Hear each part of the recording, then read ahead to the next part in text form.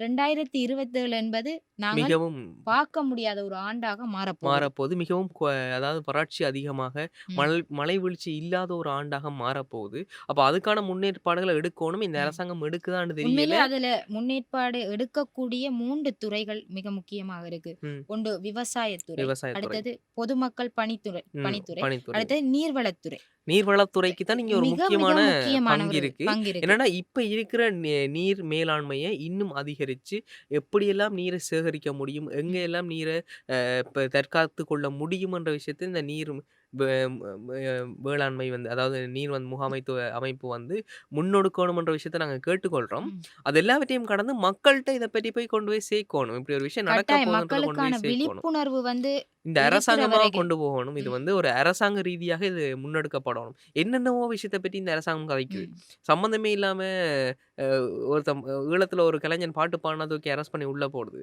சம்மந்தமே இல்லாம வேற ஒருத்தன் மேல பழிய போட்டு அரெஸ்ட் பண்ணுது. ம். எ எ பல விடயங்கள் இந்த அரசாங்கம் செய்யுது. ம். முதல்ல இருந்த ஆட்சியாளர்கள கைது செய்றதா இருக்கட்டும், இல்ல அது சார்ந்து செயற்படுறது. இதெல்லாமே அரசியல் ரீதியா நடக்குதே தவிர, ஒரு விஷயம் நடக்குதுன்னா, அங்க அரசியல் கட்டாயம் இருந்தே இருக்கு. ஆகும். இருக்கு. ஆனால் இவ்வாறான விஷயங்கள கொண்டு போய் சேர்க்கிறது மக்கள்ட்ட வீதங்கள் வந்து குறைவாக இருக்கு. குறைவா இருக்கு. அதான் அரசியல் ரீதியா ஒரு விஷயம் நடக்குது.